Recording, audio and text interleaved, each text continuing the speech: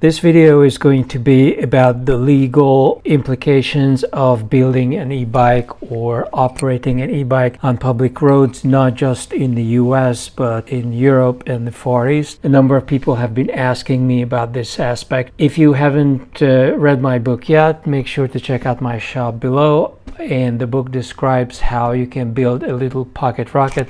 Now, a pocket rocket may collide with the law here and there, and that's what this video is about. While you're looking at the store, make sure to check out my t-shirt. I now have t-shirts available in Great Britain and Japan as well, and I'm going to be adding more as time goes on. So at first I would like to look at the US. The Northeast, which is what I know. Every state is different, but there is a kind of a standard that's getting established. The most typical states in the Northeast, these are typical for the whole country in the US, not Europe, but the US. Pennsylvania and New Jersey are limiting the top assisted speed to 20 miles an hour. The European governments typically limit it to 15, and that's why when you're buying the Brompton Electric, it's limited to 15. The people in Brompton did not bother to reset it for the US market for 20. So if you're buying the Brompton Electric in the US, you're going to be basically riding a European spec e-bike on American road. And check out the idiocy of New York State. New York State law is totally different.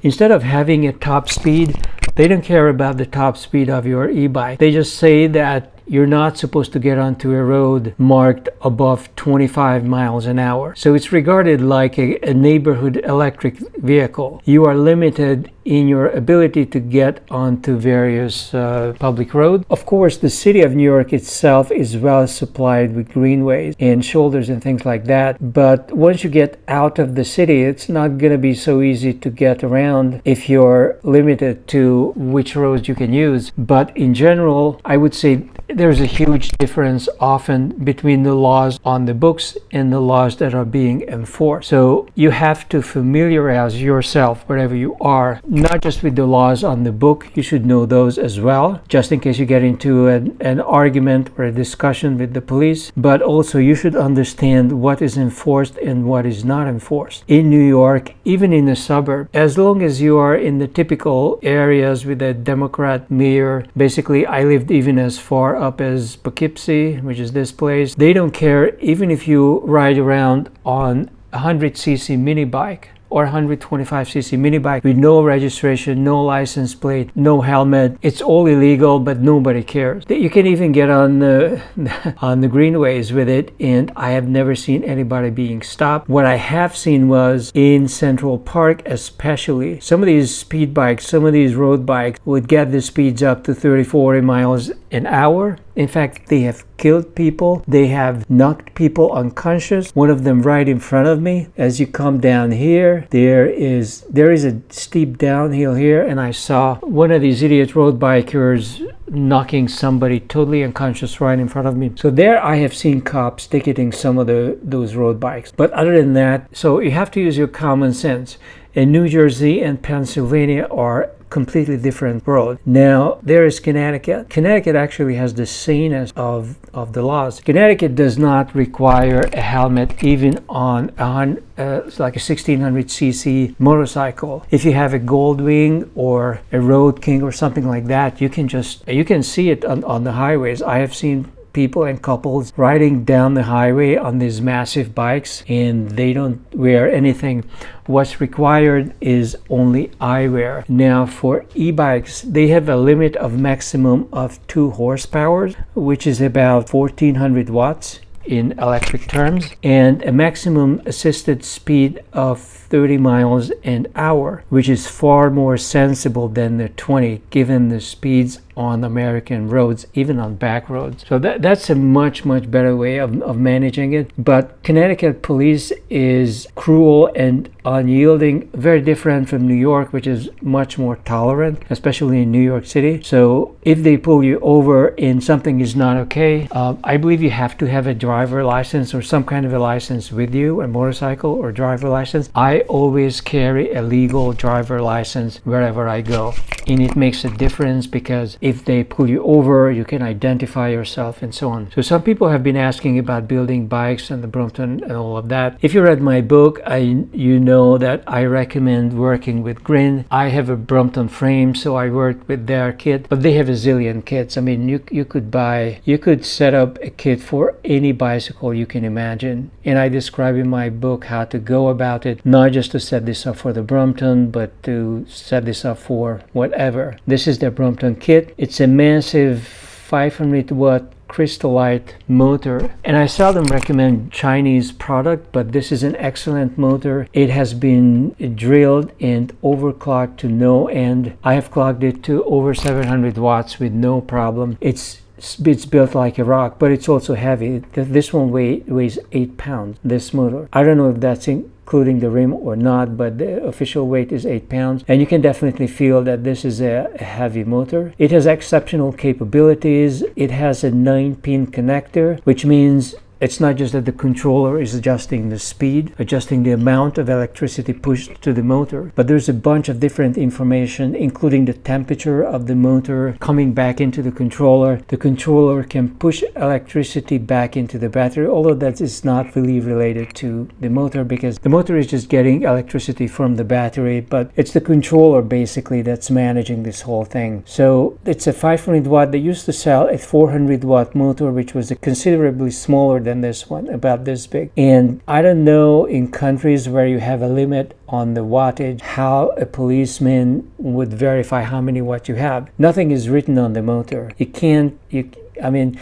in New York, they have a law about UL specific battery, like the cops could theoretically pull you over and check the legal sticker or UL rating on your battery. I've never seen or even heard of anybody being pulled over. The cops can't even catch the murderer, so they are not pulling people over for anything. Basically, the advice is, and I have spoken with people. There was this one guy riding a $10,000 Weeped scooter that could do 60 or 70 miles an hour. He had no problem surviving in New York City. He just says, he said, keep your cool and don't challenge the cops. And that's what I do, and that's what I recommend as well. There's no need to do extreme speeds. That high speed is for you to escape from a dangerous situation, or in certain areas where you have an open road and nobody's watching or something like that, and you want to pick up speed. That's what it's for. It's not for people pumping 30-40 miles an hour in the middle of midtown traffic in Manhattan on an e-bike. Same way is if you are in London, you are in Tokyo, in Bangkok, obviously don't draw attention to yourself. Now, if you are working with Grin, which is what I recommend, you could use this kit for the most part. You could use the controller, the switches and everything, but maybe they could get you something that's smaller at 350